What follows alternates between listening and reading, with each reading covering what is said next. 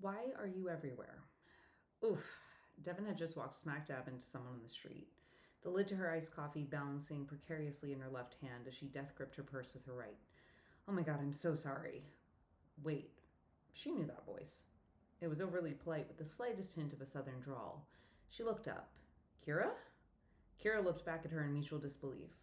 Devin, what are you doing here? Oh my god, what a small world. Can you believe we found each other in the city? You know, I always tell people New York City is big and small at the same time, but now it's true. Kira paused for air. Devin had forgotten her habit of over enthusiastic run on sentences. She always sounded hyped and exhausted at the same time. Well, I just got a new job. Devin kept up her part about having no idea what said job actually was to herself. The less Kira knew, the better. Congratulations, we need to go out for drinks. What are you doing in an hour? I need to go pick up my stuff at the office, but are you around for dinner or maybe apps? Are you okay going somewhere in Union Square? Devin ignored the fact that Kira seemed not to care if she had said yes or no. Despite the fact that she was nearing negative money in her bank account, she reluctantly accepted. What else did she have to do? She had just gotten a job, albeit a random one, but there was a paycheck in her future. Surely that was worth celebrating. Yeah, of course, that sounds great. I'll see you in a bit. Devin watched as Kira rushed south down 7th Avenue. She did an about face on 38th Street and headed east. If she had over an hour to kill, she could at least window shop on Broadway. An hour later, Devin found herself at Gramercy Tavern. When Kira had suggested Union Square, Devin assumed it would be one of the local dive bars they had frequented in their early post college years. She had not anticipated ordering a $25 martini and chugging half of it to get over the price shock, but alas, here she was. Seated at the bar, she swiveled her head over her shoulder, keeping an eye on the door. Kira had texted she'd be a few minutes late. But on her way, crazy day at the office. Devin took a calculated sip of her martini. She had to make it last the entirety of the night. She couldn't jump the gun. She looked out the window and saw a lock of blonde hair pass by. Over the years, she'd gotten used to paying attention to blondes. She knew the sensation of feeling the rush of curiosity, followed by fear, followed by disappointment when it wouldn't be him. But the hope, always the hope, that it would in fact one day be him is what kept her looking out the window day after day. She thought it would abate when she got into a new relationship, but through Charlie, then Adam, then Xander, she learned that she would still look over their shoulders just in case it was him. She let the thought that it could be him flit through her mind on this particular day. It wasn't a luxury she typically afforded herself. It only led to a spiral of self-loathing. How she had broken his heart, tried to recover, eagerly gave too much of herself and suffered the consequences, the constant what if that kept her up some nights. No, she couldn't let the vodka lead her down this road. But yet, there she was, opening up her phone. She didn't even need to search for the photo.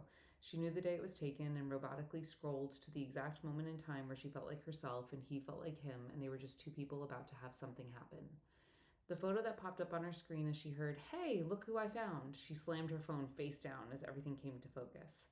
Kira leaned in to give her a hug, a familiar torso at her eye level, his scent of downy like a rush to her senses, the low, soft-spoken voice. Hey, Devin. She didn't need to meet his eyes to know he found this amusing. You sleep with someone long enough and you know when they find you funny and when they don't. In this particular moment, to Joe, she must have been a goddamn comedy act. Surely he had seen her phone. He had to have seen her going down memory lane. It was only a matter of time before it came up, before she brought it up, her nerves getting the better of her. Hey, Joe. She let him lean down and give her a kiss on the cheek. She felt the way his lips lingered slightly too long near her ear. He had been one mistake and still was one, but fuck it. If he was a mistake she had already made once, what was the harm a second time? 2 rounds later, and Kira was smashed. Devin patted herself on the back, having switched to a cranberry and club after her martini. She didn't want her nerves to get the better of her. Guys, can you believe it? Look at us. What's it been, 10 years? Joe exchanged eye contact with Devin across the table. They knew this routine. Kira would move on from sappy to blubbering in a matter of minutes. I mean, this is wild. I run into Devin on the street and you got a new job. Oh, no, we didn't celebrate it. Joe, didn't I tell you Devin got a new job today? And then I run into you, of all people, walking out of the subway. And where were you going? I didn't even ask. Kira was talking to herself more than anyone at this point, but Devin appreciated Joe's good-humored response. I was actually going on a date. Devin's jaw dropped. He had skipped a date for her. She tried it herself. It wasn't for her. It was for Kira. It was always for Kira. A date? Oh no, Joe, that poor girl. Kira was slowly moving into meltdown mode, and Devin stepped in to save the night. Don't worry, Kira. He texted her and he let her know that he was meeting old friends. He's good like that. Kira perked up like a sunflower, her own guilt assuaged by Devin's lie. What would it matter in the long run? It's not like Devin was planning on seeing Kira or Joe again anytime soon. Yeah, don't worry about it, Kira. She understood. Devin briefly mused who she was. Was it a first date? A third? Did they meet on the apps, or perhaps he was in a relationship? If that was the case, why would he be here with them? So, this job, tell us about it. Joe leaned his elbows onto the table and tilted forward. She knew this move. It was the move that pushed her to lean into him as well, if there was a magnetic force pulling her towards him. She flicked her eyes to his lips. She knew what they could do, but she needed to focus. This was not the time. Well, it's a promotion of sorts. She lied again. Who would know? She suspected the last thing Joe or Kira did was follow Broadway News in page 6. They both worked in finance, and if Devin was right, Kira was still loyal to the Bravo housewives as her guilty pleasure. That's cool. What were you doing before? Joe's eyebrows hiked up. It would be imperceptible to anyone else, but to Devin, it felt like a challenge. I worked as a production assistant. Then I took some time off to take courses to move fully into the management side of theater. If either of them bothered to check her LinkedIn, that would help explain the year gap where she had gone dormant. She continued spinning the story. She had done it so many times by now that it was effortless. Anyway, now I'm going to be managing a few theaters for CDI. They own a bunch and needed someone to organize everything for them. There. That sounded legitimate.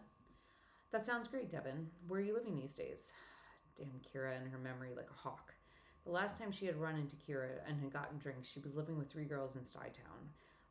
One by one, they got into serious relationships, and just as Devin was planning to move into her own place, her life imploded. She couldn't tell Kira and Joe about her parents. It would be too embarrassing. My lease is actually coming up in 2 weeks. I haven't found a new place to live yet, actually, so if you know anyone, please keep me in mind. I can't say that I do. Robbie and I have been together for so long, I only know couples now. Devin resisted the urge to roll her eyes. Kira never let her forget that she had been with her boyfriend Robbie for 6 years. They moved in together right after college. It occurred to Devin why she stopped hanging out with Kira. She always felt like her poor, pitiful, single friend. Joe interrupted her spiral. I actually know someone. Remember Christian Parker? Of course she did. She remembered the way his hands felt in hers, the way she had pummeled his heart into 1,000 pieces during their year abroad. She specifically remembered the many disagreements they had about will we, won't we for the good 2 years after school. To her, Christian Parker would always be the one that didn't quite fit. She had made her peace with that long ago. Why revisit the past? Chris's roommate, Andy. Remember from CA? He moved out and he's looking for a roommate. It's a 2-bed in Park Slope, which is wild considering the rent right now, but it's rent stabilized and he's trying to fill the spot before he leaves for Prague in a few weeks. I'll text you his info. Devin bit her tongue. She didn't want to indicate that she still had his info. In fact, she often kept tabs on Christian because he often kept tabs on her. She didn't want to clue Joe in to the extent of their not friendship relationship because what good would that do? The less everyone knew about her life, the better. Oh, didn't you used to have a thing with him? Kira mumbled as she downed the last of her sidecar. Yes, no, not really. Yes, you did. As I recall, it was quite the thing. Devin couldn't raise her eyes to meet Joe's. She couldn't handle the look of curiosity and disappointment she was sure to receive. Instead, she bore her eyes directly into Kira's and lied once again. It really wasn't anything. After a few months, it turned into nothing at all.